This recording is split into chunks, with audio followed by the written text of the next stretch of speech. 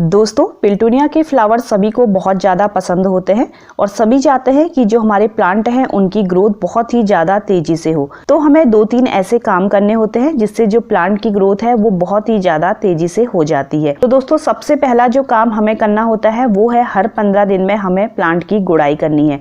गुड़ाई करना बहुत ज़रूरी होता है। गुड़ाई करने से जो मिट्टी है उसमें एयरेशन अच्छे से होता है और प्लांट की जो ग्रोथ है वो बहुत ज़्यादा तेज़ी से होती है। गुड़ाई करते समय एक बात का जरूर ध्यान रखें, जब प्लांट आपका छोटा है तो जब आप गुड़ाई करते हैं तो ऐसी चीज़ से गुड़ाई करें जिससे उसकी जो रूट्स हैं वो डिस्टर्ब ना हो। गुड़ाई आप छोटे चम्मच या फिर चाकू से कर सकते। अगर आप किसी बड़ी चीज़ से गुड़ाई करते हैं जो नीचे से रूट्स होती हैं वो खराब हो सकती हैं और प्लांट शौक में आके मुरझा सकता है।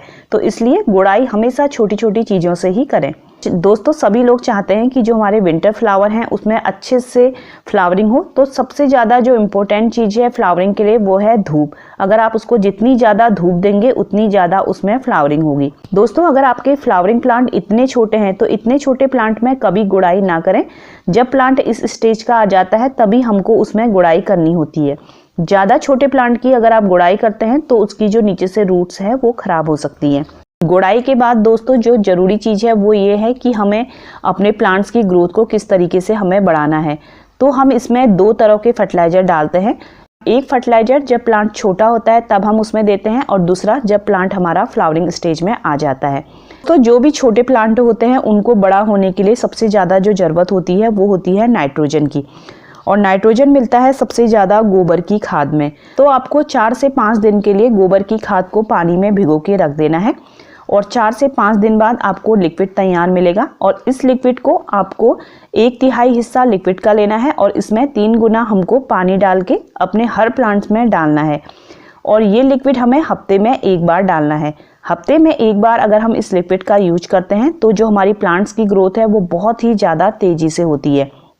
और दूसरा लिक्विड हम डालते हैं जब जो हमारा प्लांट है वो फ्लावरिंग स्टेज में आ जाता है। देखिए दोस्तों, जब प्लांट छोटा होता है तो उसको बड़ी करनी होती हैं अपनी पत्तियां, जिसके लिए जरूरत होती है नाइट्रोजन की।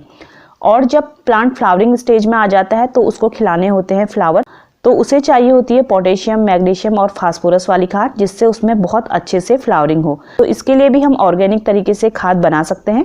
हम ले सकते हैं बनाना पील फर्टिलाइजर और अनियन पील फर्टिलाइजर, ये दोनों हमें अपने किचन से ही मिल जाते हैं।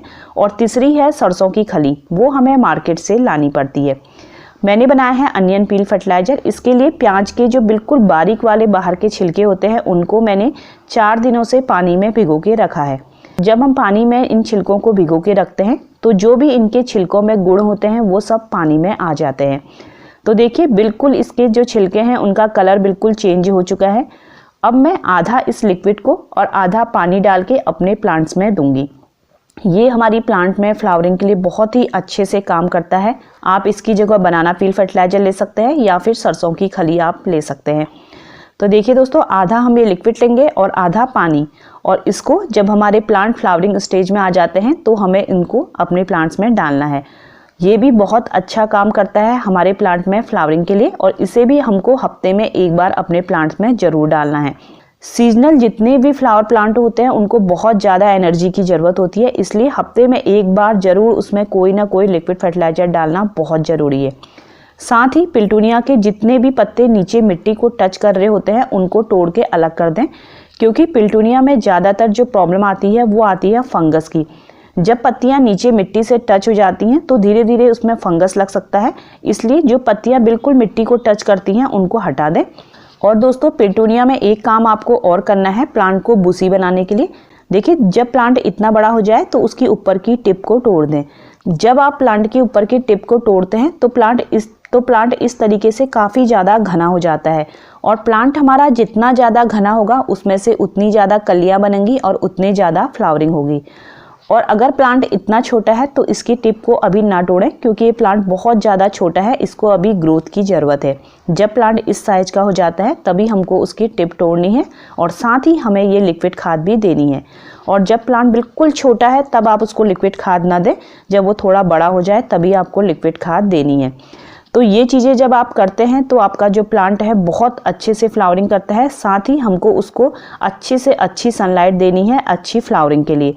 तो आप भी ज़रूर ये सब ट्राई करें और अच्छी फ्लावरिंग पाएँ। अगर आपको मेरा ये वीडियो पसंद आया हो तो मेरे चैनल को लाइक और सब्सक्राइब करें। वीडियो देखने के लिए आप सभी का बहुत बहुत धन्यवाद।